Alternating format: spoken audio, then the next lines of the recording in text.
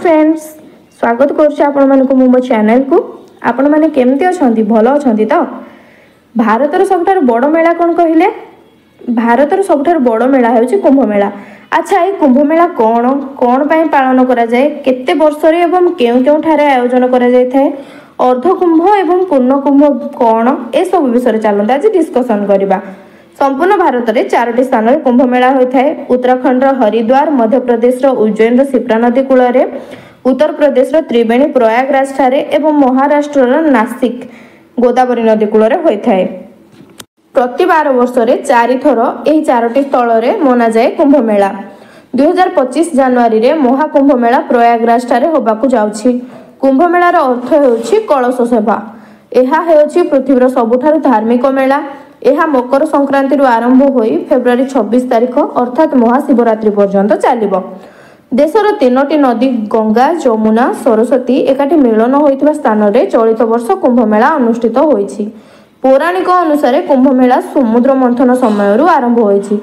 एही परंपरा 12,000 वर्ष पुराणा बोली मध्य माना जाए, जेउथिरे अमृत पाई देवता एवं असुर मानक मध्य संग्राम होइथिला। कच्छप पर्वत और बासुकीनाग सहायतार देवता और असुर माने मिसी समुद्र मंथन करथिले। एही मंथनरू 14टी रत्न मिलिथिला।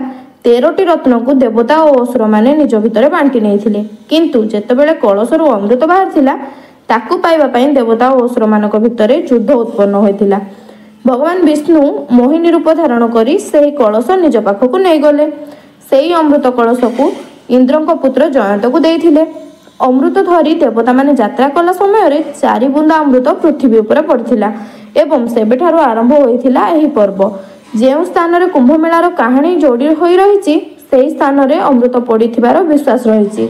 अमृत बिंदु पड़िथिबा एही स्थान रे कुंभ मेला अनुष्ठित होइताए।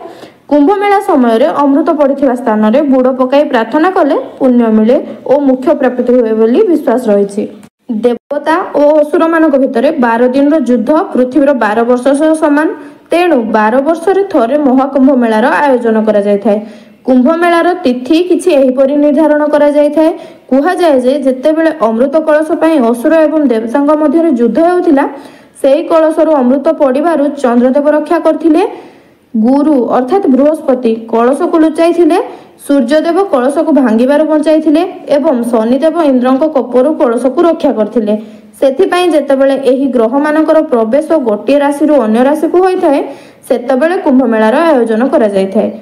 4टी पवित्र स्थल मध्यरु केउ स्थल रे कुंभ मेला अनुष्ठित हेबो ताहा एही सब राशि नक्षत्र मानक स्थिति को देखि निर्धारित करा जायथाए।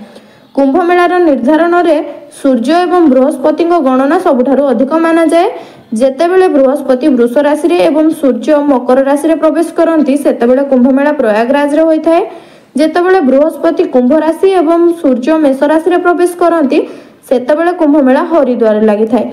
जेतेबेले सूर्य एवं बृहस्पति कुंभ राशि रे प्रवेश करती सेतेबेले कुंभ मेला नासिक रे माना जाए एवं जेतेबेले बृहस्पति सिंह राशि एवं सूर्य मेष राशि रे प्रवेश करती सेतेबेले कुंभ मेला उज्जैन रे पालन करा जाय थाए। कुंभ मेला को 2 भाग रे विभक्त करा जायछि, अर्धकुंभ मेला एवं पूर्ण कुंभ मेला। 6 वर्ष रे थरे जेउ मेला लागि थाए ताहाकू अर्धकुंभ मेला कहा जाए। अर्धकुंभ मेला प्रयागराज एवं हरिद्वार रे 6 वर्ष रे थरे लेखाए लागि थाए। 12 वर्ष रे थरे जेउ मेला लागि थाए ताकू पूर्ण कुंभ मेला कहंती। अच्छा आपण माने कुंभ मेला देखि जेबा पई इच्छुक अछंती ना नहीं तेबे जल्दी जाई टिकट काटो। आउ हां प्रयागराज जाए ट्रेन रो मध्य सुविधा रहिछि। जदि वीडियोटी भलो लागि जे ताहले लाइक शेयर और सब्सक्राइब करिया पई जमारू भूलिबेनी। रहिली बाय बाय।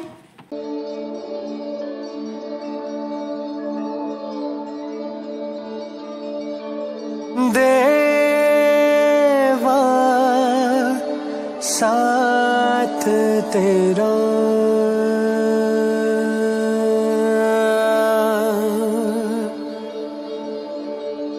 देवा साथ तेरा